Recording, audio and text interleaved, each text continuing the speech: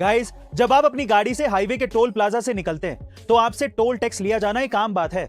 लेकिन क्या आप ये बात जानते हैं कि अगर किसी वाहन को टोल टैक्स भुगतान करने के लिए 10 सेकंड से ज्यादा का इंतजार करना पड़े तो उस वाहन के लिए टोल टैक्स फ्री हो जाता है, यानी कि उस वाहन को टोल टैक्स नहीं देना पड़ता। जी हाँ गाइस, आप ठीक सुन रहे हैं। भारत सरकार के नियम के अनुसार अगर टोल प्लाजा पर किसी वाहन को 100 मीटर से ज्यादा का लंबा जाम मिले या फिर टोल टैक्स भरने के लिए 10 सेकंड से ज्यादा का वक्त लगे, इन दैट केस उस वाहन पर टोल टैक्स नहीं लगता। ऐसा इसलिए किया गया है ताकि टोल प्लाजा पर ट्रैफिक जाम ना लग पाए। गाइस, क्या इसके पहले तक यह नियम आप जानते थे? और अगर नहीं तो कमेंट सेक्शन में जरूर लिखेगा। एक अमेजिंग कमेंट को हम लोग पिन करेंगे और आपको जीतने का मौका मिल सकता है एक अमेजिंग प्राइज अगली वीडियो में। भारतीय प्रतिभा का लोहा पूरी दुनिया मानती है और अब दुनिया के सबसे अमीर आदमी एलोन मस्क ने भी इस बात पर मोहर लगा दी है। दरअसल हाल ही में ट्विटर कंपनी के नए सीईओ पराग अग्रवाल को स्ट्राइप कंपनी के सीईओ पैट्रिक कोलिजन ने बधाई देते हुए लिखा कि गूगल, माइक्रोसॉफ्ट, अडोब, आईबीएम, पालो अल्टो नेटवर्क्स और अब ट्विटर जैसी ग्लोबल टेक्नोलॉजी कंपनियों की कमान भारतीय मूल के लोगों के हाथ में है। और इसी बात पर रिएक्ट करते हुए एलोन मस्क ने लिखा कि अमेरिका को भारतीय टैलेंट का फायदा मिल रहा है। गाइस, कहा यह भी जाता है कि अगर हमारे सारे प्रोफेशनल भारतीय देश वापस आ जाएं तो अमेरिका अपनी आधी ताकत खो देगा। गाइस, इंडिया के इस टैलेंट के बारे में आपका क्या ख्याल है? कमेंट सेक्शन में जरूर लिखेगा और एक अमेजिंग कमेंट को हम लोग पिन करेंगे और आपको जीतने का मौका मिल सकता है एक अमेजिंग प्राइज। मिलता है अगली वीडियो में। हाल ही में अर्जेंटीना और पेरिस सेंट जर्मन से खेलने वाले मेसी बैलोन ड'ओर अवार्ड 2021 के विजेता बने और उन्होंने रिकॉर्ड 7वीं बार यह ट्रॉफी अपने नाम की है। और खास बात यह है कि मेसी से ज्यादा किसी ने भी इस अवार्ड को इतनी बार नहीं जीता है।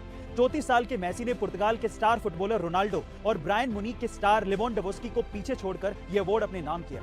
दरअसल मेसी के लिए अवार्ड इसलिए भी खास हो जाता है क्योंकि इसी साल उन्हें स्पेनिश क्लब बार्सिलोना को छोड़ना पड़ा था, जिससे वो पिछले 15 सालों से जुड़े हुए थे। गाइस, आपको क्या लगता है कि बार्सिलोना को छोड़ना मेसी का सही फैसला था? कमेंट सेक्शन में जरूर लिखेगा। एक अमेजिंग कमेंट को हम लोग पिन करेंगे और आपको जीतने का मौका मिल सकता है एक अमेजिंग प्राइज। मिलता है अगली वीडियो में। बेहद अजीबोगरीब खान पान की वजह से चीन के लोग दुनिया भर के निशाने पर रहते हैं और अब फिर से चीन के लोगों में एक नई सनक सवार हो गई है।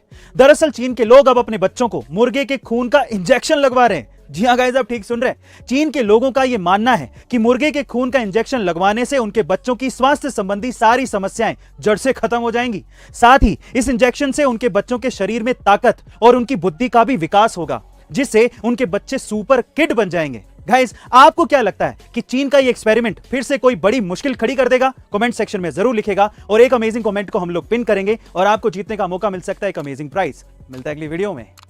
गाइस, उत्तर कोरिया एक ऐसा देश है जो कि अपने अजीबोगरीब नियम और कानूनों के लिए जाना जाता है और इसकी सबसे बड़ी वजह है यहां का तानाशाह किम जोंग उन, जिसने हाल ही में एक अजीबोगरीब नियम लागू किया है जिसे सुनने के बाद आप लोग भी हैरान रह जाएंगे।